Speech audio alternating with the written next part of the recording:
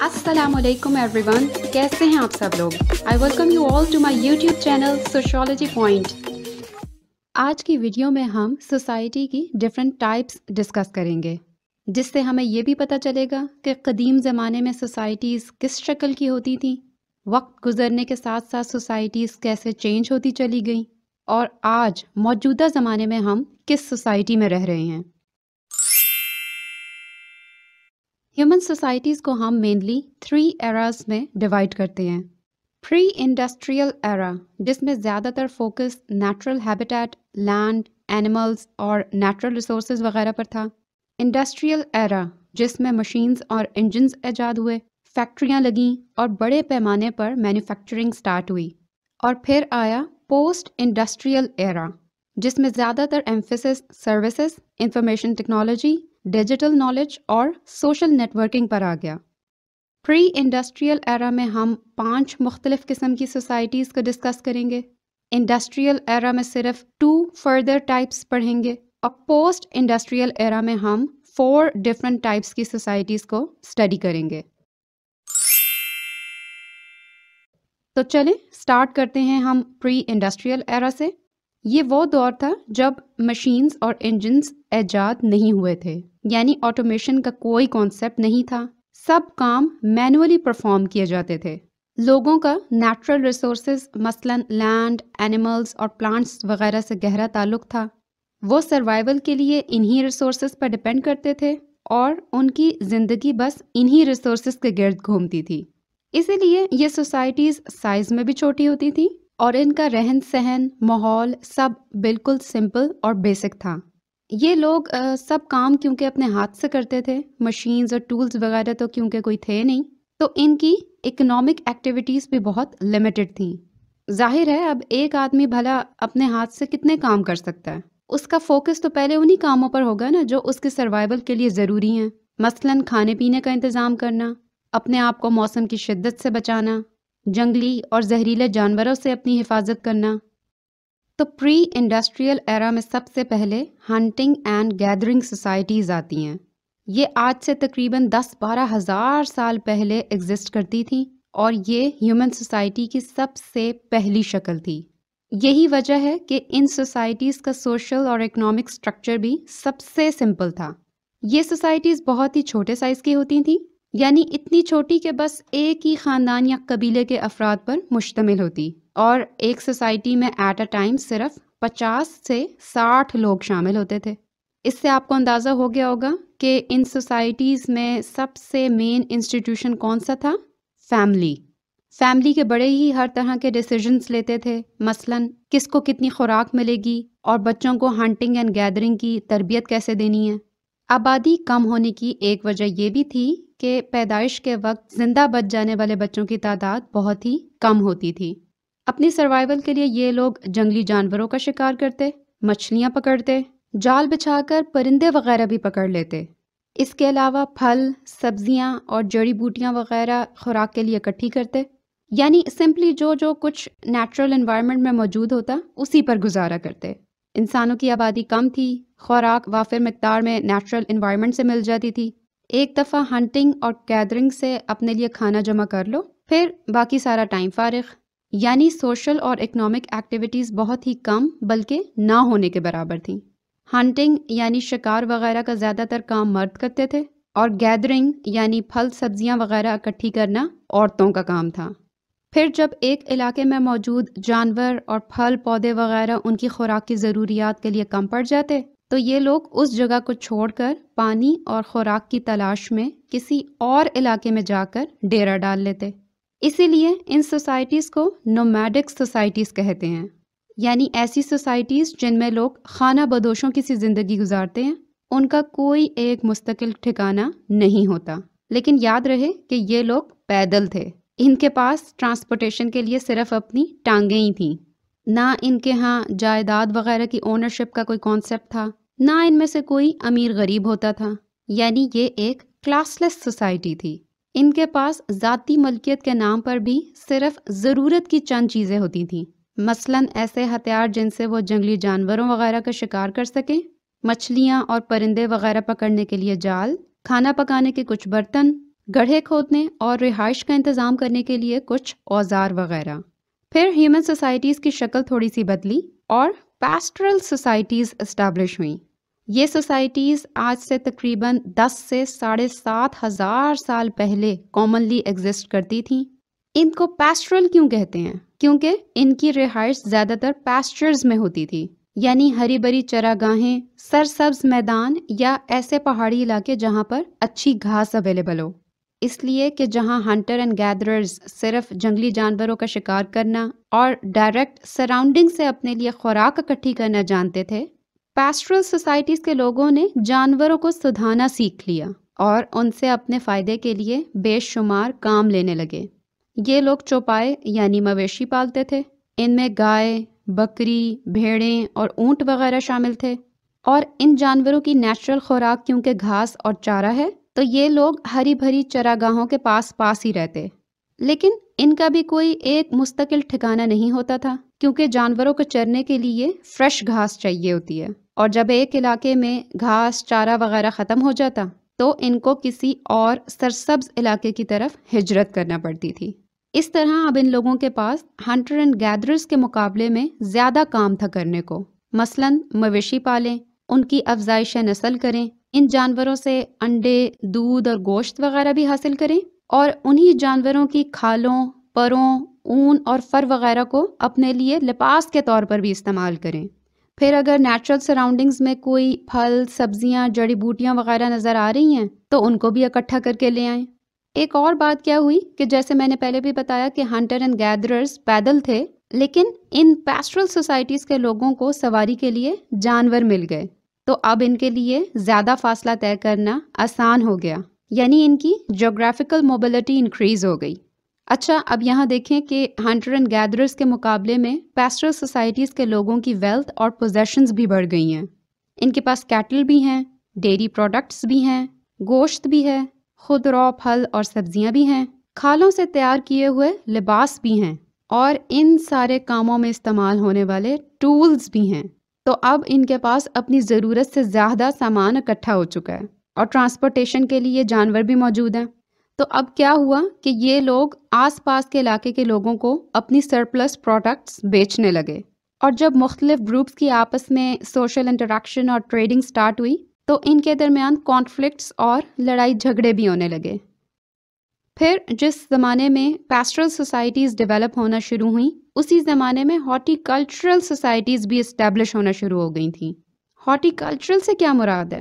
Horti culture ان تمام tools, methods, knowledge اور technology کو کہتے ہیں جن سے کام لے کر انسان نے پودے اگائے اور چھوٹے پیمانے پر کاشتکاری شروع کی، مثلاً مٹی کی گوڈی کرنے کے لیے بیلچا اور کدال وغیرہ بنائے، بیج بونا، پھلدار درخت اگانا، موسموں کی شدت سے پودوں کو بچانا، درخت اور پودے وغیرہ اگانے کے لیے زرخیز زمین کا انتخاب کرنا، اور پودوں کی آب پاشی کے لیے پانی کا انتظام کرنا وغیرہ۔ ہارٹی کلچرل سوسائٹیز کے لوگوں کو یہ ساری انفارمیشن تھی، انہوں نے اس کام کے لیے ٹولز بھی بنا لیے اور خود سے پھلوں، سبزیوں اور دوسرے مفید پودوں کی کاشت شروع کر دی۔ یہ زیادہ تر ان علاقوں میں رہائش پذیر تھے جہاں قدرتی طور پر زیادہ بارشیں ہوتی ہیں، اور ان لوگوں کو یہ بھی سمجھ میں آ گیا تھا کہ کس پودے کو کتنا پانی چاہیے، کس موسم میں کون سے پودے اگتے ہیں۔ تو اس طرح یہ لوگ لمبے عرصے تک ایک ہی جگہ پر اپنی رہائش رکھتے، بلکہ ان لوگوں کو اپنی جگہ سرے سے تبدیل کرنے کی ضرورت ہی نہیں تھی، جب تک کہ کوئی بڑی وجہ نہ ہو کہ یا تو زمین بنجر ہو گئی ہے، خشک سالی ہو گئی ہے، بارشیں نہیں ہو رہی، یا پودوں میں کوئی بیماری ہو جائے، مثلاً کیڑا وغیرہ لگ جائے۔ ان کے ہاں بھی ہارٹی کلچر کی وجہ سے کافی اکنامک سرپلس آ گیا، اور انہوں نے بھی اپنے پروڈکٹس دوسرے گروپس کے ساتھ ٹریڈ کرنے شروع کر دیے، مثلاً قیمتی جڑی بوٹیاں، میوے، پھل، مسالہ جات وغیرہ۔ پھر اسی زمانے میں جب چھوٹے پیمانے پر کاشت یعنی ہارٹی کلچر ہو رہا تھا تو کچھ سوسائٹیز نے انہی کلٹیویٹنگ میتھڈز اور ٹیکنالوجیز کو امپروو کیا اور بڑے پیمانے پر فصلوں کی کاشتکاری شروع کی، جسے زراعت یا ایگریکلچر کہتے ہیں۔ زمین جوتنے کے لیے ہل بنائے، جانوروں کو ہل چلانے، سامان ڈھونے اور مینز آف ٹرانسپورٹیشن کے طور پر استعمال کرنے کے لیے ٹرین کیا۔ پہلے انسانی طاقت کے استعمال سے کھیتوں میں ہل چلائے، پھر اس کام میں مویشیوں کی بھی مدد لی۔ جانوروں کے استعمال سے جب ہل چلایا گیا تو نہ صرف فصلوں کی پیداوار میں ایک دم بے حد اضافہ ہوا بلکہ قابل کاشت زمین کا رقبہ بھی بہت وسیع ہو گیا۔ اب کسان انہی زمینوں پر مختلف فصلیں لگانے لگے، مثلاً گندم، چاول، مکئی وغیرہ۔ جانوروں کے فضلے اور دوسرے آرگینک ویسٹ سے ان لوگوں نے کھادیں بنائیں۔ پھر زمین کی گوڈی اور فصلوں کی کٹائی کے لیے ان لوگوں نے جو اوزار استعمال کیے وہ بھی ماڈرن تھے، یعنی پتھر اور جانوروں کی ہڈیوں کے بجائے میٹل کے بنے ہوئے تھے۔ ان سارے ایڈوانسڈ میتھڈز اور ٹولز کی وجہ سے زمین کی پیداوار میں پہلے سے بہت اضافہ ہوا اور ایک بڑی تعداد میں فوڈ سرپلس ان ایگریکلچرل سوسائٹیز کے پاس جمع ہونا شروع ہو گیا۔ اب انہیں خوراک کے لیے جگہ جگہ مارے نہیں پھرنا پڑتا تھا۔ جہاں پر کاشتکاری کرتے تھے وہیں پر مستقل ٹھکانہ بنا لیا، کچے پکے گھر تعمیر کیے اور اس طرح چھوٹے چھوٹے گاؤں بنتے چلے گئے۔ ولیج کمیونٹیز بہت کلوزلی نیٹ سوسائٹیز ہوتی تھیں۔ سارا گاؤں ایک فیملی کی طرح ہوتا، گاؤں کا ہر شخص پورے گاؤں کے لوگوں کو جانتا تھا اور ان کے ہاں ایک common set of norms and values کو اوبے کرنا بہت ہی ضروری تھا۔ اپنی زرعی پیداوار کو یہ لوگ قریبی آبادیوں کے لوگوں کو بیچتے، جس سے نہ صرف مصر جیسے بڑے تجارتی مراکز قائم ہوئے بلکہ آس پاس کی آبادیوں سے مستقل بنیادوں پر تجارتی اور سفارتی تعلقات بھی قائم ہوئے۔ یہ سوسائٹیز سائز میں بھی بہت بڑی ہو گئیں، یعنی اس دور میں آبادی میں بہت اضافہ ہوا۔ لوگوں نے زراعت کے علاوہ اور بھی بہت سے نئے پیشے اختیار کیے، مثلاً رقص و موسیقی، شاعری، فلسفہ، لکھنا لکھانا، آرٹ کے مختلف نمونے تیار کرنا وغیرہ۔ ایگریکلچر سوسائٹیز میں کیونکہ لوگوں کے پاس لینڈ بھی تھی، اینیملز بھی تھے اور کافی اکنامک سرپلس بھی موجود تھی، اس لیے ان سوسائٹیز میں اسٹریٹیفیکیشن بھی شروع ہو گئی۔ اسٹریٹیفیکیشن سے کیا مراد ہے؟ درجہ بندی، یعنی جس کے پاس زمین جائیداد ہے، طاقت اور اثر رسوخ بھی اسی کا زیادہ ہے۔ عورتوں کو بھی مردوں کے مقابلے میں ثانوی حیثیت دی گئی، کیونکہ کاشتکاری اور ہل وغیرہ جوتنا کافی محنت کا کام تھا اور عورتوں کا ایگریکلچرل ایکٹیویٹیز میں ویسا امپورٹنٹ رول نہیں تھا جیسا مردوں کا تھا۔ ایگریکلچرل سوسائٹیز کو اسٹیبلش ہوئے کافی ٹائم گزر گیا اور وقت کے ساتھ ساتھ یہ زمین جائیداد صرف چند بڑے گھرانوں کی ملکیت میں چلی گئی۔ یہ سب ایرسٹوکریٹس بن گئے، یعنی زمیندار، اور ان کی سوشل کلاس ہی بالکل الگ ہو گئی۔ یہ سب زمیندار خاندان اپر کلاس میں شامل تھے اور ان کو معززین یعنی نوبلٹی کا نام دیا گیا۔ یہ بات ہے 9ویں صدی کی، جب زرعی زمین پر لوگوں نے اپنی ذاتی ملکیت کا دعویٰ کرنا شروع کیا اور جہاں سے اسٹریٹیفیکیشن یعنی درجہ بندی اور امیری غریبی کا فرق شروع ہوا۔ جس کے پاس زمین جائیداد تھی وہ تو لینڈ لارڈز تھے اور جن کے پاس کچھ نہیں تھا وہ ان کے مزارے یا کمی کمین تھے۔ وڈیرے یا جاگیردار ظاہر خود تو زمین میں جا کر ہل نہیں نہ چلائیں گے، تو انہوں نے ان مزاروں اور کمی کمینوں کو اس کام پر رکھ لیا۔ یہ مزارے اس زرعی زمین پر کاشتکاری کرتے، زمین اور فصلوں کا خیال رکھتے اور اپنی اس خدمت اور وفاداری کے عوض ان کو اس زمین پر رہائش رکھنے کی اجازت ہوتی۔ ان کو چند جوڑے کپڑے کے اور 2 وقت کی روٹی کھانے کو مل جاتی۔ ان کا نہ زمین کی پیداوار میں کوئی حصہ ہوتا تھا، نہ ہی وہ اپنے حالات بہتر کرنے کا سوچ سکتے تھے۔ وہ اس لیے کہ اسٹریٹیفیکیشن سسٹم بہت ہی سخت تھا، سوشل کلاسز بہت ویل ڈیفائنڈ تھیں، نہ کوئی مزارع زمیندار بننے کے خواب دیکھ سکتا تھا، نہ کسی زمیندار گھرانے کے فرد کو اجازت ہوتی تھی کہ مزاروں اور کمی کمینوں کے ساتھ اٹھے بیٹھے یا بلا وجہ ان کے ساتھ ہمدردی دکھاتا پھرے۔ اس طرح سائیں سرکار کی اولادیں بھی ہمیشہ سائیں ہی ہوتی تھیں۔ ان مزاروں کے مائی باپ ہوتے تھے یہ لوگ، اور مزاروں اور کمی کمینوں کی اولادیں بھی نسل در نسل ان جاگیرداروں کی خدمت گزار ہی رہتی۔ ان سے آگے جانا تو دور کی بات، ان کے ساتھ برابری کا بھی نہیں سوچ سکتے تھے یہ لوگ۔ ایگریرین سوسائٹیز میں کیونکہ لوگوں کی بیسک نیڈز یعنی روٹی، کپڑا، مکان بہت اچھے طریقے سے پورا ہو رہا تھا، اس لیے اس طرف سے تو انسان کو بے فکری ہو گئی اور اب لوگوں کی توجہ ہائر آرڈر نیڈز کی طرف ہو گئی۔ آرٹ، کلچر، لٹریچر اور سائنس جیسی فیلڈز میں پہلی دفعہ لوگوں نے کام کرنا شروع کیا، جس کی وجہ سے 18ویں صدی کے آخر میں یورپ میں پہلی مرتبہ اسٹیم انجن انٹروڈیوس ہوا اور یہاں سے سائنس اور ٹیکنالوجی کے ایک نئے دور کا آغاز ہوا۔ مینول پاور کی جگہ اب انجن پاور استعمال ہونے لگی۔ جو کام پہلے انسان اور جانور مل کر مہینوں میں کرتے تھے، اب وہ مشینز اور انجنز لگنے کی وجہ سے دنوں میں ہونے لگا۔ شہر تعمیر ہوئے، آبادی میں ایک دم بے حد اضافہ ہوا اور زمینداروں کی جگہ اب سرمایہ داروں نے لے لی۔ 18ویں صدی میں یورپ میں جو صنعتی انقلاب آیا، انگلینڈ اس کا مرکز تھا اور یہیں پہلی مرتبہ انڈسٹریل سوسائٹی باقاعدہ قائم ہوئی۔ صنعتی انقلاب سے پہلے سب کام یا تو انسانی طاقت یا پھر جانوروں کی مدد سے کیا جاتا تھا۔ 1782 میں جیمز واٹ اور میتھیو بولٹن نے سٹیم انجن ایجاد کیا۔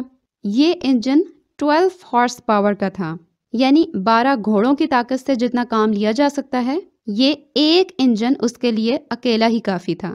یہ اس مینول دور کے وقت میں ایک بہت بڑی اچیومنٹ تھی۔ پھر تو اس انجن سے ہر کام میں مدد لی جانے لگی۔ مختلف قسم کی مشینیں اس انجن پہ چلائی گئیں اور ہر کام میں انسانی طاقت کی جگہ مشینی طاقت نے لے لی۔ مثلاً پانی پمپ کر کے لانا، چرخہ کاٹنے اور ہاتھ کی کھٹی پر کپڑا بننے کی بجائے اسپننگ اور ویونگ مشینز لگ گئیں۔ لکڑ، پتھر اور لوہے کے علاوہ اب سٹیل، تانبا، پیتل اور دوسری دھاتوں سے بھی اوزار بننے لگے۔ زرعی پیداوار میں بھی بہت اضافہ ہوا، کیونکہ بیج بونے، ہل چلانے اور فصل کی کٹائی میں جو انسانی مشقت استعمال ہوتی تھی، وہ کام اب سارا مشینی اوزاروں سے ہونے لگا، جس میں وقت کم لگتا اور آؤٹ پٹ زیادہ ملتا تھا۔ ٹیکنالوجی کی ان نت نئی ایجادات کے فائدے گھر گھر تک پہنچنے لگے۔ کاغذ ایجاد ہوا، شیشے کے پروڈکٹس بننے لگے، پانی سے بجلی بننے لگی، گیس کے لیمپ ایجاد ہوئے، تو لوگ جو پہلے شام پڑتے ہی سو جانے کے عادی تھے، پورے گاؤں میں سناٹا چھا جایا کرتا تھا، اب رات میں روشنی اویلیبل ہو گئی، تو ان سوسائٹیز میں رات کے وقت بھی سوشل ایکٹیویٹیز شروع ہو گئیں۔ سائنس اور ٹیکنالوجی کی ترقی سے طبی سہولیات بھی بہت امپروو ہوئیں، جس سے ڈیتھ ریٹ یعنی شرح اموات کافی کم ہو گیا۔ اسکول، کالجز اسٹیبلش ہوئے تو لوگوں نے اپنے بچوں کو فارمل ایجوکیشن دلوانا شروع کی۔ یہ وہ سارے سوشل اور اکنامک بینیفٹس تھے جن سے متاثر ہو کر ہزاروں لوگوں نے اپنے اپنے ایگریکلچرل لینڈز چھوڑ کر شہروں کی طرف رخ کیا۔ جو شخص پہلے کسی کی زمین پر مزارع بن کر کام کرتا تھا، شہر آ کر وہ کسی فیکٹری میں ملازم بھرتی ہو گیا۔ اب اس کو تنخواہ ملتی تھی جس کو وہ اپنی مرضی سے خرچ کر سکتا تھا، بلکہ اوور ٹائم لگانے سے وہ اپنی تنخواہ سے زیادہ بھی کما سکتا تھا۔ چنانچہ ان لوگوں نے کم پر گزارا کیا، اپنی تنخواہ سے بچت کی، اپنے بچوں کو پڑھایا لکھایا اور اپنی فیملی کے لیے ایک بہتر سٹیٹس اچیو کرنے کی کوشش کی۔ اب وہ بات نہیں رہی تھی کہ غریب کے گھر پیدا ہونے والا بچہ خود بھی ساری زندگی غربت میں گزارے گا اور مالکوں کی خدمت کرتا کرتا ایک دن اسی غربت میں جان دے دے گا۔ وہ اب اگر چاہتا تو محنت کر کے اپنی کلاس اور سٹیٹس امپروو کر سکتا تھا۔ ان فیکٹریز میں کام کرنے والے صرف اسپیشلائزڈ جابز پر ہائر ہوتے تھے، یعنی جس کا کام اسی کو ساجے۔ ہر کام ہر شخص نہیں کر سکتا تھا، اس لیے سب لوگ اپنے بہت سے کاموں کے لیے دوسرے لوگوں پر ڈپینڈ کرتے تھے۔ اسی کو کمپلیکس ڈویژن آف لیبر کہتے ہیں، جہاں گاؤں کے ہر شخص کو بیج بونے سے لے کر فصل کاٹنے تک کے سارے کام آتے تھے۔ شہر کے لوگوں کے لیے یہ پاسبل نہیں تھا کہ الف سے لے کر یہ تک کوئی بھی پروڈکٹ پوری کی پوری کوئی ایک بندہ تیار کر سکے، یا فیکٹری میں کام بھی کرے، بچے کو تعلیم بھی خود دے اور اپنی خوراک کا انتظام بھی خود کرے۔ یہی وجہ ہے کہ اگریرین سوسائٹیز میں جہاں زندگی کا ہر شعبہ فیملی لائف کے گرد گھومتا تھا، انڈسٹریل سوسائٹیز میں فیکٹریز اور آفیسز سوشل اور اکنامک لائف کا مین فوکس بن گئے۔ بچوں کی تعلیم و تربیت عورتوں کے سر سے اتری اور مشین اپلائنسز کی ایجاد نے ان کے بہت سے کام آسان کر دیے، تو اب ان کے پاس بھی اتنا ٹائم آ گیا کہ وہ مردوں کے ساتھ فیکٹریز میں کام کرنے لگی، اور یہ ضروری بھی تھا کیونکہ لائف سٹینڈرڈ اپ گریڈ کرنے کے لیے اب عورت اور مرد دونوں کو محنت کرنی پڑی۔ پہل جب لوگ گاؤں چھوڑ کر شہر آئے تو یہاں کی زندگی بالکل مختلف تھی۔ گاؤں کی زندگی کے سخت اصول اور باپ دادا سے چلی آ رہی روایتیں یہاں شہروں میں کسی کام کی نہیں تھیں، کیونکہ یہاں پاپولیشن بہت ڈائیورسفائڈ تھی۔ نہ جانے کن کن علاقوں سے اٹھ کے لوگ آئے ہوئے تھے، ان کے ویلیوز اور بیلیفز آپس میں میچ بھی نہیں کرتے تھے، اس لیے شروع میں کیوس کی سچویشن کریٹ ہو گئی۔ لوگوں کو کچھ سمجھ نہیں آیا کہ کیا صحیح ہے اور کیا غلط، کن گائیڈ لائنز کو فالو کر کے زندگی گزاریں، باپ دادا کو پکڑے رکھیں یا چھوڑ دیں۔ طبی سہولیات بہتر ہونے سے آبادی میں بھی اضافہ ہوا، اور اس بڑھتی ہوئی آبادی سے اور کئی مسائل پیدا ہوئے۔ مثلاً کوڑا کرکٹ اور فضلے میں اضافہ ہوا، اور اس کی وجہ سے کئی وبائی امراض پھیلے۔ غربت کی شرح میں اضافہ ہوا تو لوگ بڑی تعداد میں جرائم کرنے پر مجبور ہو گئے۔ گاؤں میں ہر شخص ایک دوسرے کو ذاتی طور پر جانتا تھا، جبکہ یہاں پر روزانہ بے شمار لوگ آپس میں ملتے تھے، لیکن کوئی کسی کو ذاتی طور پر نہیں جانتا تھا۔ اسی لیے لوگوں کو دھوکہ دینا اور فراڈ یا جال سازی کرنا آسان ہو گیا۔ زیادہ تر لوگ ملتے ہی کسی کام کے سلسلے میں تھے، کام ختم تو تعلق بھی ختم۔ ہر ایک کو اپنی پڑی تھی، ہر کوئی اپنے مفادات کا سوچتا تھا، کسی کو یہ پرواہ نہیں تھی کہ میرے فلاں کام سے اور لوگوں پر کیا اثر پڑے گا۔ یہی وہ دور تھا جب تھنکرز نے پہلی دفعہ یہ سوچنا شروع کیا کہ فرد اور معاشرے کا آپس میں کیا تعلق ہے، اور ان سارے مسائل کے حل کے لیے سوسائٹل لیول پہ کن ریفارمز کی ضرورت ہے۔ یہیں سے سوشیالوجی کا باقاعدہ آغاز ہوتا ہے۔ گورنمنٹس نے باقاعدہ پالیسی میکنگ شروع کی، معاشرے میں امن و امان قائم رکھنے کے لیے پولیس اور عدالتیں قائم کی گئیں، سب لوگوں کو ایک سیٹ آف ویلیوز اور نارمز پر لانے کے لیے قوانین بنائے گئے، اور ان قوانین کو توڑنے کی سزائیں تجویز ہوئیں۔ انڈسٹریل سوسائٹیز ہی کی ایک ایڈوانس شکل کیپٹلسٹ سوسائٹی ہے۔ فیوڈل سوسائٹیز میں جب بڑے بڑے زرعی رقبوں پر چند خاندانوں کا قبضہ ہو گیا اور دولت سمٹ کر صرف چند فیوڈل لارڈز کے ہاتھوں میں آ گئی، تو یہ ایک بہت ہی ریجڈ اور کلوزڈ سوسائٹی بن گئی، جس میں نہ کوئی شخص ترقی کر سکتا تھا، نہ اپنی محنت کے بل پر عزت اور دولت کما سکتا تھا۔ تب سائنس اور ٹیکنالوجی کے شعبے میں ترقی ہوئی، اور جو معاشی نظام پہلے زراعت کے گرد گھومتا تھا، اب اس کی جگہ انڈسٹری نے لے لی۔ فیوڈل لارڈز کی غلامی سے تنگ آئے لوگ بڑی تعداد میں انڈسٹریل اربن سینٹرز کی طرف مائیگریٹ کر گئے۔ بڑی بڑی صنعتیں لگیں، عورتوں اور مردوں نے دن رات فیکٹریوں میں کام کیا، اور وہ فیوڈل لارڈ کی غلامی سے نکل کر فیکٹری مالک کی ملازمت میں بھرتی ہو گئے۔ یہیں سے کیپٹلزم یعنی سرمایہ دارانہ نظام کا آغاز ہوا۔ اس میں سوسائٹی کو ایٹ لیسٹ 3 سیکشنز میں ڈیوائڈ کیا جا سکتا تھا۔ ایک وہ جو بڑے سرمایہ دار لوگ تھے، جن کے پیسے سے یہ انڈسٹریز اسٹیبلش ہوئی تھیں۔ دوسرے وہ لوگ جو ان بڑی بڑی کمپنیوں اور کاروباروں کو مینج اور سپروائز کرتے تھے، اور تیسرے وہ لوگ جو ان فیکٹریوں میں دن رات محنت مزدوری کرتے۔ سرمایہ داروں کے پیسے سے ہی تو یہ سب کاروبار چل رہے تھے، اور کیونکہ معیشت کا پہیہ وہ چلا رہے تھے، اس لیے حکومتی پالیسیوں اور سرکاری کاموں میں ان کی بہت مداخلت تھی۔ یہ سب سے طاقتور اپر کلاس تھی، مینیجرز، ڈائریکٹرز اور سپروائزرز، جن کا کاروبار کی ملکیت میں تو کوئی حصہ نہیں تھا، لیکن وہ اپنی نالج، سکلز اور ایبلٹیز کی وجہ سے اچھی پوسٹ اور سیلریز پر کام کر رہے تھے، اور اسی لیے مزدور پارٹی کا بھی حصہ نہیں تھے۔ ان کا لیول مڈل کلاس والا تھا، اور آخر میں رہ گیا مزدور طبقہ، جن کا کام زیادہ اور تنخواہ کم تھی، فیکٹریوں کی کم روشنی اور گندگی والے ماحول میں کام کرنے پر مجبور تھے، اور اکثر فیکٹریوں میں پیش آنے والے حادثات میں یہی لوگ اپنی جان سے ہاتھ دھوتے تھے۔ اس لیے یہ لوگ سب سے لوور کلاس کے لوگ تھے۔ کیپٹلزم میں پراپرٹی رائٹس اور پرائیویٹ پراپرٹی اونرشپ کا کانسیپٹ ڈیولپ ہوا، یعنی اب لوگ پیسے سے جائیداد خرید سکتے تھے، آسائش کا سامان بھی اکٹھا کر سکتے تھے۔ فری ٹریڈ اور اوپن مارکیٹ کا کانسیپٹ بھی کیپٹلسٹ سوسائٹیز میں ہی انٹروڈیوس ہوا، جس کا مطلب یہ تھا کہ کیپٹلسٹ بغیر کسی کوٹا یا لائسنسنگ ریکوائرمنٹس کے کچھ بھی مینوفیکچر کر سکتے تھے، کوئی ٹیرفز یا ٹیکس چارجز پے کیے بغیر کسی بھی پرائس پر بیچ سکتے تھے، اور حکومتی مداخلت کے بغیر کسی بھی خریدار کو بیچ سکتے تھے۔ یعنی غیر ملکی تجارت کا آغاز بھی اسی دور سے ہوا۔ یورپ کی ٹیکسٹائل پروڈکٹس اور چائنا کا سلک پوری دنیا میں مشہور ہو گئے۔ یہی وجہ ہے کہ اس دور میں کیپٹلسٹس نے اپنے سرمایہ کو دوگنا کرنے کے لیے ہر جائز ناجائز طریقہ استعمال کیا۔ مثلاً جان بوجھ کر پروڈکشن کم کر دیتے تاکہ مارکیٹ میں سپلائی کم ہو جائے اور لوگ زیادہ قیمت پر اس چیز کو خریدنے پر مجبور ہو جائیں۔ فیکٹری ملازمین سے اوور ٹائم کام کروایا جاتا، اور کسی نقصان کی صورت میں ان کو کمپنسیٹ بھی نہ کیا جاتا۔ اس دور میں جس شخص نے اپنی ذہانت سے کام لیا، اپنے پیسے کو صحیح جگہ استعمال کیا اور اپنے تعلقات سے فائدہ اٹھایا، اس کا شمار دنیا کے بڑے بڑے بزنس ٹائکونز میں ہونے لگا، اور جن مزدوروں کی دن رات کی محنت سے یہ فیکٹریز چل رہی تھیں اور جن کو جان بوجھ کر ایکسپلائٹ کیا جاتا، وہ بس اپنی بیسک نیڈز ہی پوری کرتے رہ جاتے۔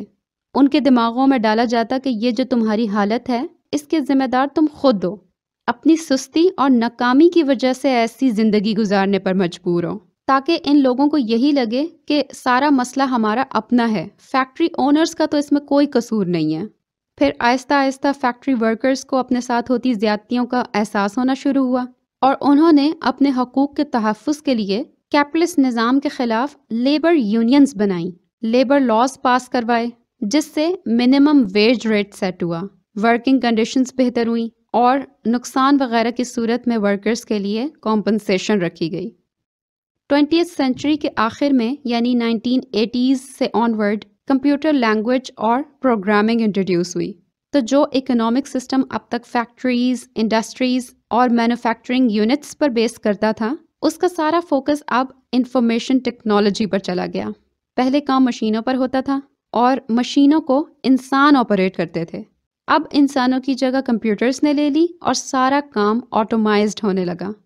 وائرلیس کمیونیکیشنز اور انٹرنیٹ نے پوری دنیا کو ایک گلوبل ولیج بنا دیا، اور انفارمیشن اور ٹیکنالوجی کے اس نئے دور کو ڈینیل بیل نے پوسٹ انڈسٹریل ایرا کا نام دیا۔ پوسٹ انڈسٹریل ایرا کی شروعات انفارمیشن سوسائٹی سے ہوتی ہے، جس کو ڈیجیٹل سوسائٹی بھی کہتے ہیں۔ جو انفارمیشن پہلے مینولی کاغذوں اور فائلوں میں سٹور کی جاتی تھی، کمپیوٹر لینگویج کی انوینشن سے یہ انفارمیشن ڈیجیٹائزڈ ہو گئی۔ انڈسٹریل سوسائٹیز کا سارا فوکس اس بات پر تھا کہ کس طرح کم وقت میں زیادہ سے زیادہ آؤٹ پٹ حاصل کی جائے، یعنی پروڈکشن پروسیس کو ایفیشنٹ بنایا جائے۔ اب وقت آ گیا تھا کہ انفارمیشن کے فلو کو سپیڈ اپ کیا جاتا، اور پہلے جہاں انسان کی ذہنی صلاحیتیں استعمال ہوتی تھیں، اب وہ کام کمپیوٹروں سے لیا گیا۔ انفارمیشن جتنی تیزی سے پروسیس ہوگی، ڈیسیژن میکنگ اور پرابلم سالونگ کے پروسیسز بھی اتنے ہی سپیڈ اپ ہو جائیں گے۔ انڈسٹریل سوسائٹیز میں اکانومیز مٹیریل گڈس کی پوزیشنز پر فوکس کرتی تھیں، یعنی جس سوسائٹی میں مال و دولت کی کثرت ہوگی وہی سب سے اسٹرانگ ہوگی۔ انسانوں کا اسٹینڈرڈ آف لیونگ اور ان کی سوشل کلاس بھی اسی بات پر ڈٹرمن ہوتی تھی کہ کس کے پاس کتنا مال و اسباب ہے۔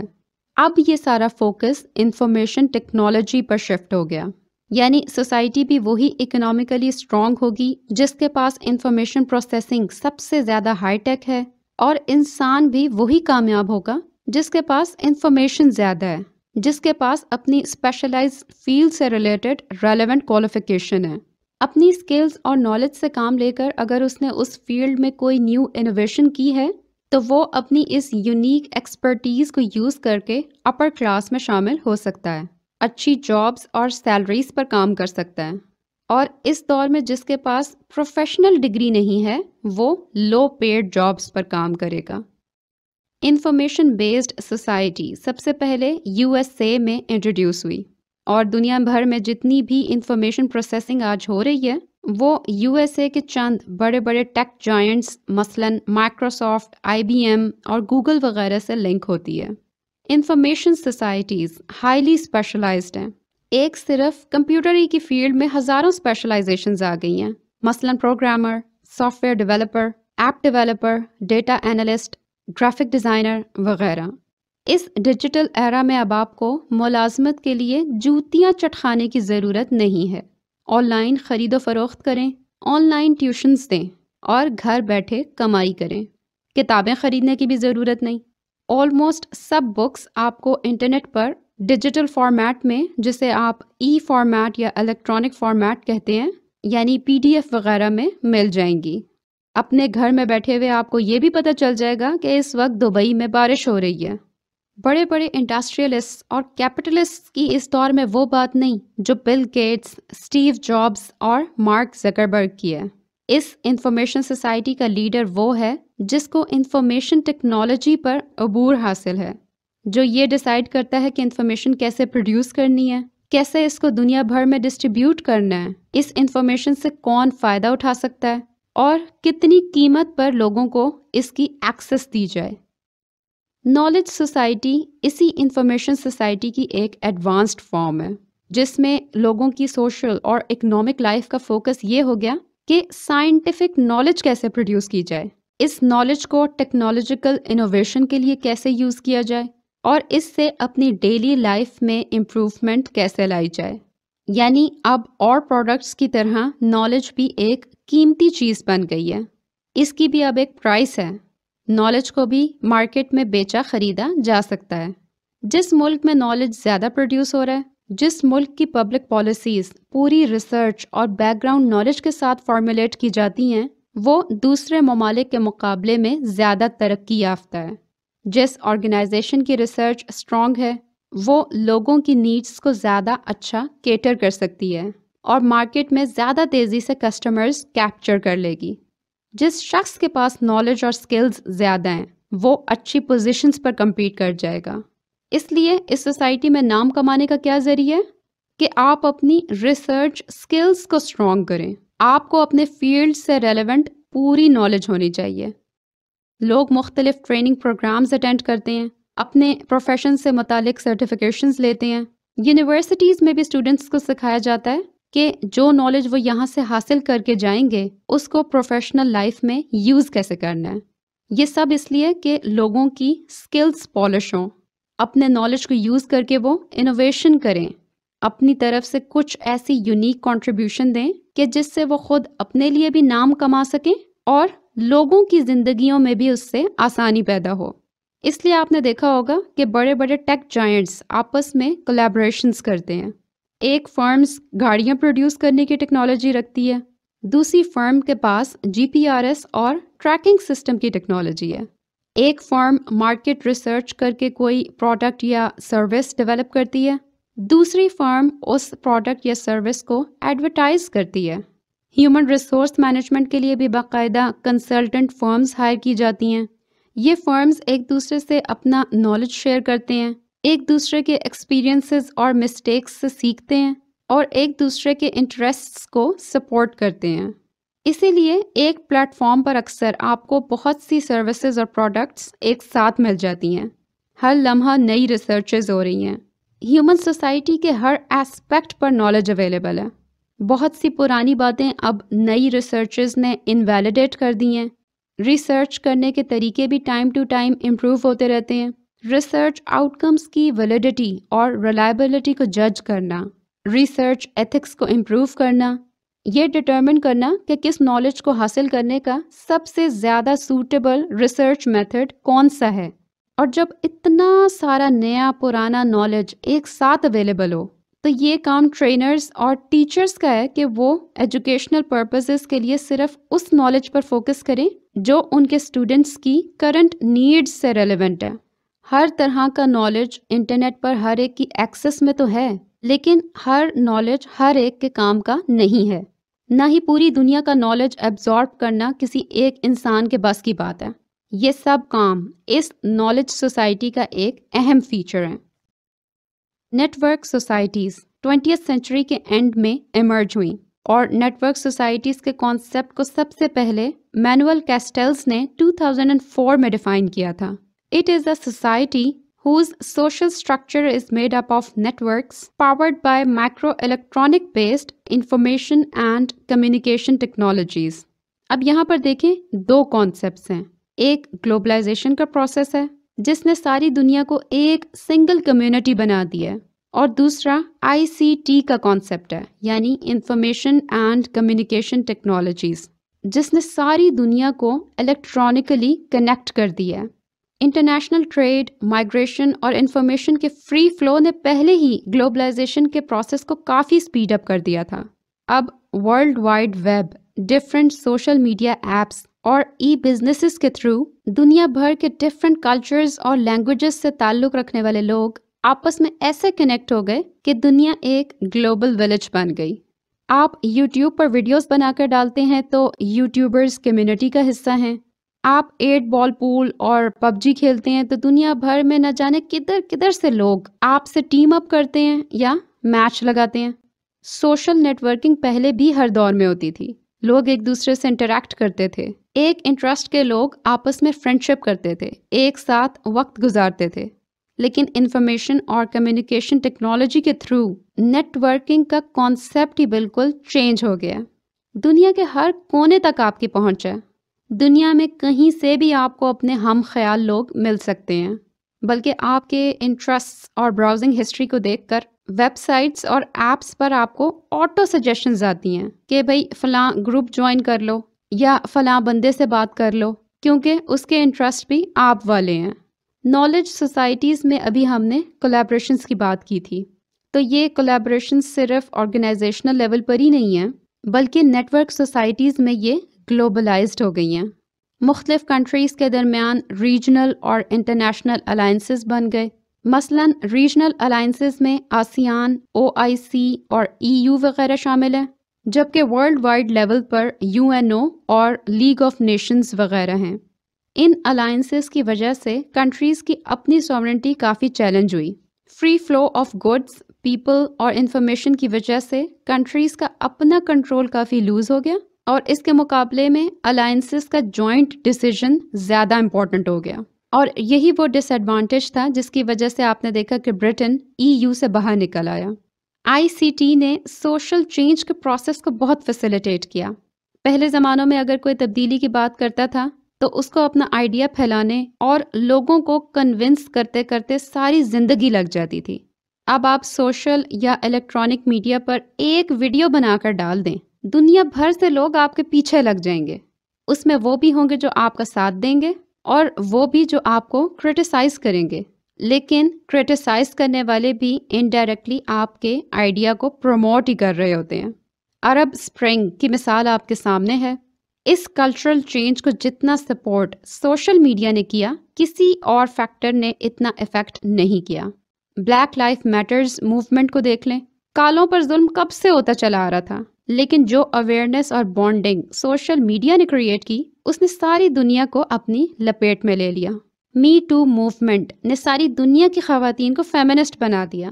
تو یہ موومنٹس بھی سوشل نیٹ ورکنگ کی وہ فارم ہے جو اس سے پہلے کسی اور سوسائٹی میں نظر نہیں آئی تھی۔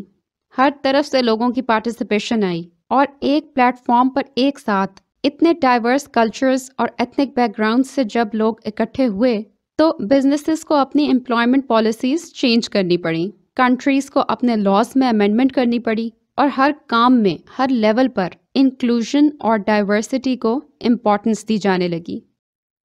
جب سوسائٹل لیول پر چینج آتا ہے تو سب کچھ اچھا اور پازیٹیو ہی نہیں ہوتا، کچھ نیگیٹو کانسیکوینسز بھی لوگوں کو فیس کرنے پڑتے ہیں۔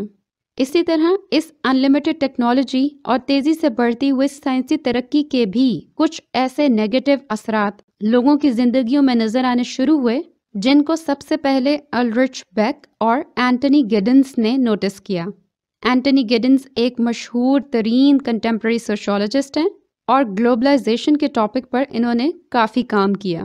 ان سوشولوجسٹس نے اپنی رائٹنگز کے ذریعے یہ سمجھانے کی کوشش کی کہ جب modern industrial society information and communication technology per shift ہوئی تو اس نے انڈسٹری کو تو فائدہ دیا، لوگوں کی زندگی بھی آسان بنائی، لیکن ساتھ ہی انسانی اخلاق اور قدرتی ماحول کو بگاڑنے کے بھی نئے نئے طریقے ایجاد ہو گئے۔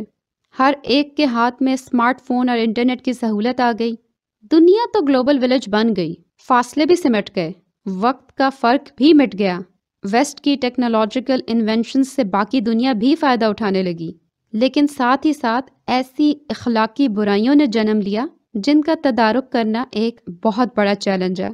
ICT ڈیوائسز یوز کر کے دنیا کے بڑے بڑے شہروں میں دہشت گردی پھیلائی گئی، ہر طرح کے کانٹینٹ تک اوپن ایکسیس ہونے کی وجہ سے لوگ فحش ویڈیوز دیکھنے لگے، اسمگلنگ، ڈرگ ٹریفکنگ اور ہیومن ٹریفکنگ والوں کا کام آسان ہو گیا، سائنٹیفک نالج کا استعمال کر کے نیوکلیئر بامبز بنائے گئے، درخت کاٹے گئے، وائلڈ لائف کو نقصان پہنچایا گیا، زہریلے کیمیکلز واٹر باڈیز میں چھوڑے گئے جس سے نہ صرف میرین لائف افیکٹ ہوئی بلکہ انسانوں کے پینے کا صاف پانی بھی آلودہ ہو گیا۔ گلوبل وارمنگ اس کا آج کل بڑا چرچہ ہے اور اس کے اثرات آپ خود آئے دن نیوز میں سنتے ہیں۔ آسٹریلیا کے جنگلوں میں آگ لگ گئی، امریکہ میں سمندری طوفان آ گیا، انٹارکٹیکا کے گلیشیئرز تیزی سے پگھل رہے ہیں جن سے بڑے پیمانے پر سیلاب آنے کا خدشہ ہے۔ یہ سارے مسائل کیوں کھڑے ہوئے؟ ان کے پیچھے اصل فیکٹرز کیا ہیں؟ انڈسٹریلسٹ اگر پیسے کے پیچھے اندھا دھند نہ بھاگتے، کنٹریز اپنی اکانومیز کو اسٹرانگ کرنے کے ساتھ ساتھ نیچرل انوائرمنٹ کا بھی خیال رکھتی، تو آج یہ نوبت ہی نہ آتی۔ گلوبل وارمنگ اور یہ سارے انوائرمنٹل ہیزرڈز شروع ہی انڈسٹریل کنٹریز نے کیے، جن کا خمیازہ آج پوری دنیا کو بھگتنا پڑ رہا ہے۔ نیچرل رسکس یا نیچرل کیٹاسٹرفیز مثلاً زلزلے یا طوفانی بارشوں کا تو کوئی سدباب نہیں کیا جا سکتا، یہ تو انسان کے کنٹرول سے باہر ہیں، لیکن یہ ساری اخلاقی اور ماحولیاتی خرابیاں جو انسان نے خود پیدا کی ہیں، ان کا توڑ نکالا جا سکتا ہے، اور سائنسدان اس پر مسلسل ریسرچ کر بھی رہے ہیں۔ آئے دن نئی نئی ریکمنڈیشن سامنے آتی ہیں، کیمیکلز کو کس طرح صحیح طرح ڈسپوز آف کریں، ویسٹ مینجمنٹ اور ریسائکلنگ کیسے کریں، ایسی گاڑیاں پروڈیوس کریں جن کا CO2 ایمیشن لیول کم ہو، فیکٹریز میں ایئر فلٹرز لگائیں، پانی کو فلٹر کر کے پئیں، وغیرہ وغیرہ۔ لیکن بڑے بڑے انڈسٹریلسٹ کے آگے ان سائنسدانوں کی نہیں چلتی، اس لیے کہ ان ساری پریکاشنز سے ان انڈسٹریلسٹ کا پروفٹ کم ہوتا ہے، اور کیونکہ یہ بڑے بڑے انڈسٹریلسٹ ہی اکانومیز اور پولیٹکس کو زیادہ تر کنٹرول کر رہے ہوتے ہیں، تو ان کی مرضی کے خلاف کوئی ایسی قانون سازی بھی نہیں کی جا سکتی جن سے ان کے کاروباروں پر کوئی نیگیٹو اثرات آتے ہوں۔ انوائرمنٹلسٹ بس شور ہی مچاتے رہ جاتے ہیں۔ گڈ پریکٹسز یا گرین پریکٹسز کے نام سے کچھ multinational firms environment friendly processes بھی اڈاپٹ کرتی ہیں، لیکن ان کو صرف CSR کا نام دیا جاتا ہے، یعنی کارپوریٹ سوشل رسپانسبلٹی۔ اس کا مطلب یہ ہوا کہ یہ بھی صرف بزنس کے امیج کو امپروو کرنے اور انڈائریکٹلی اپنے پروفٹس کو ہی انکریز کرنے کا ایک نیا طریقہ ہے۔ یہ گڈ پریکٹسز اڈاپٹ نہ بھی کریں تو بھی ان کی کوئی خاص اکاؤنٹیبلٹی نہیں ہے۔